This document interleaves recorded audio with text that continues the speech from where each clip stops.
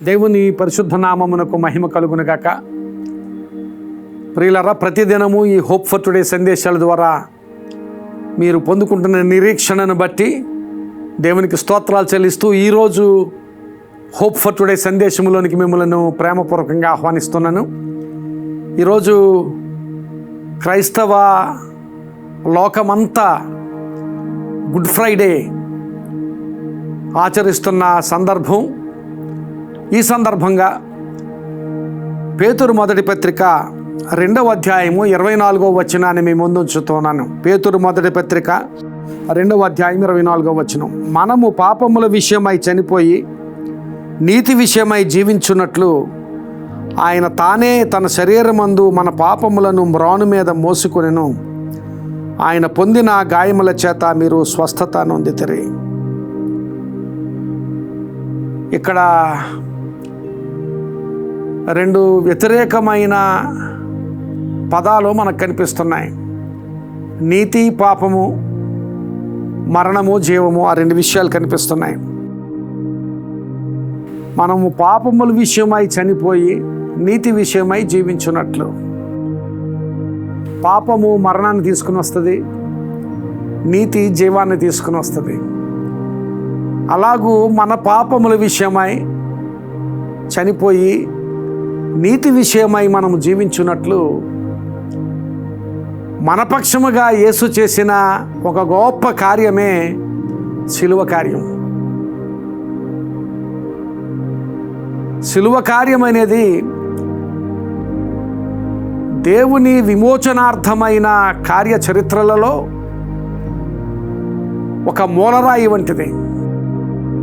ఆ శిలువే లేకపోతే నీకు నాకు రక్షణ లేదు, నీకు నాకు నిత్య జీవం లేదు.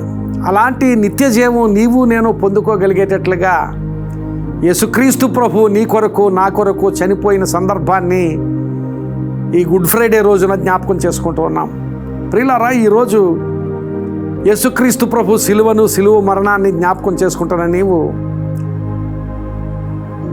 ఈ మాటలు వింటూ ఉండగా నీవు గమనించవలసింది ఏమిటంటే, నీ పాపముల విషయమై నీవు చనిపోయి నీ నీతి విషయమై నీవు జీవించున్నట్లు ఆయన మరణించిన స్థితి శిలువలో చూస్తున్నాం. ఆయన పొందిన దెబ్బల చేత మనకు స్వస్థత, ఆయనకు దెబ్బలు మనకు స్వస్థత. ఈ విషయాలు మనం గమనించినప్పుడు యేసుక్రీస్తు ప్రభు శిలువలో ఉన్నప్పుడు, ఆ శిలువలో మరణిస్తూ ఉండగా నీ పాపములను జ్ఞాపకం చేసుకుంటూ, నీ పాపములను ఆయన మోస్తూ, నా పాపములను ఆయన మోస్తూ, ఆయన శిలువలో ఉన్నప్పుడు, ఆ శిలువ శ్రమనంతటిని అనుభవిస్తున్నప్పుడు ఆయన మదిలో, ఆయన మనస్సులో నీవున్నావు, ఆయన మదిలో నేనున్నాను. ఇది ఎంత గొప్ప ఆశ్చర్యకరమైన ప్రేమ! ఇలాంటి ప్రేమ మనం ఎప్పుడు ఎవరిలోనూ చూడలేము. అలాంటి ప్రేమ దేవుడు మన కొరకు వెల్లడిపరిచాడు. ఎలా అంటే, మనం ఇంకా పాపంలో చచ్చిన వారమై ఉండగా క్రీస్తు యేసు మన కొరకు చనిపోయినని పౌలు రోమాపత్రికలో రాస్తాడు. మన పాపములలో మనం చచ్చిన వారమై ఉండగా నిన్ను నన్ను ఆయన మదిలో పెట్టుకుని నీ కొరకు నా కొరకు మరణించిన ఆ గొప్ప కార్యమే శిలువ కార్యం. అయితే శిలువ కార్యం మానవాళ్ళందరి కొరకు ఆయన చేసినప్పటికీ ఆ శిలువ కార్యం యొక్క ఫలితం ఆ శిలువను అంగీకరించిన వానికి మాత్రమే దొరుకుతుంది. ఆ శిలువ కార్యములో ఏ ఆశీర్వాదం ఉందో, ఆ శిలువ కార్యంలో ఏ ఫలితము దేవుడు మానవుని కొరకు దాచి ఉంచాడో, ఆ ఫలితాన్ని పొందుకోవాలంటే, ఆ ఆశీర్వాదం పొందుకోవాలంటే ఆ శిలువను నీవు స్వీకరించాలి. నా కొరకు యేసు శిలువలో మరణించాడని ఆయన మరణాన్ని నీవు జ్ఞాపకం చేసుకుంటూ, నీ కొరకు ఆయన మరణించిన స్థితిని నీవు అంగీకరిస్తూ ఆయన శిలువ దగ్గరికి చేరితే ఆయన తప్పక నీ పాపములను క్షమించి నిన్ను నీతిమంతునిగా చేసి నిన్ను ఆశీర్వదిస్తాడు. ప్రియులారా, దేవుని వాక్యంలో మన విశ్వాసము ద్వారా మనం నీతిమంతులుగా తీర్చబడతామని వాక్యం చెబుతోంది.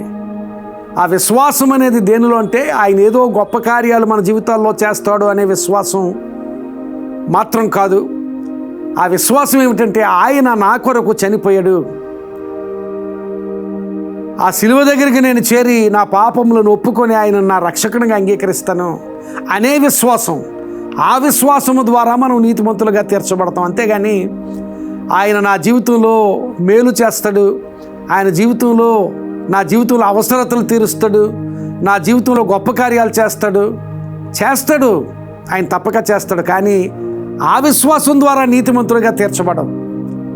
ఆయన శిలువ యొద్దకు చేరి ఆయన శిలువలో నీ కొరకు చేసిన బలియాగాన్ని అంగీకరిస్తూ నీ జీవితాన్ని ఆయనకు అప్పగిస్తే అప్పుడు నీవు నిజంగా నీతిమంతులుగా తీర్చబడతావు.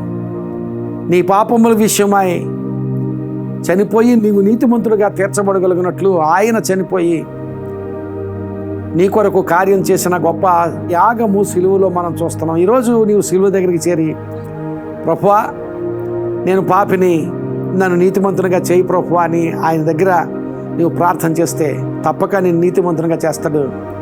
నిన్ను నీతిమంతునిగా చేసి నిన్ను ఆయన రాజ్యములో భాగస్తునిగా చేసుకొని గొప్ప ఆశీర్వాద స్థితిలోనికి నేను నడిపిస్తాడు. అలాంటి ఆశీర్వాద స్థితిలోనికి నీవు నడిపించబడగలిగేటట్లుగా శిలువ దగ్గరికి చేరు. ఆయనకు పనికిరాని స్థితి అంతా ఆయన సన్నిధిలో ఒప్పుకో. అలా ఒప్పుకున్నప్పుడు పాపముల విషయమై నీవు పొందవలసిన మరణాన్ని ఆయన తప్పించి నిత్య జీవం ఇచ్చి నిన్ను ఆశీర్వదిస్తాడు. అలాంటి ఆశీర్వాద స్థితి దేవుడు నీకు దయచేయనుగాక. ఆమేన్. ప్రార్థన చేసుకుందాం. పరిశుద్ధుడు అయిన మా ప్రభువా, కృప కలిగిన మా తండ్రి, ఈరోజు నీ కుమారుని మరణాన్ని జ్ఞాపకం చేసుకుంటున్నాం. ఆ మరణము మా పాపములకు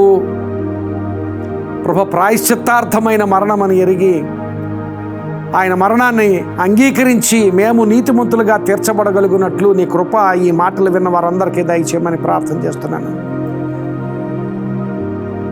ప్రభువా, ఈ మాటలు ఈ విన్నవారికి ఆశీర్వాదకరంగా ఉంచి ఈరోజు నీ కుమారుని మరణాన్ని జ్ఞాపకం చేసుకుంటూ ఆ మరణంలో సహానుభవం మేమందరం పొందుకోవడానికి నీ కృప దయచేయమని ప్రార్థన చేస్తూ, ఈ మాటలు విన్నవారందరి జీవితాల్లో, కుటుంబాల్లో వారి అవసరతలు తీర్చుమని, వారి సమస్యలలో మీ సహాయం దయచేయమని, నీ కృపను విస్తరింపచేయమని యేసునామమున అడుగుచున్నాను తండ్రి. ఆమేన్. God bless you friends. Have a wonderful day.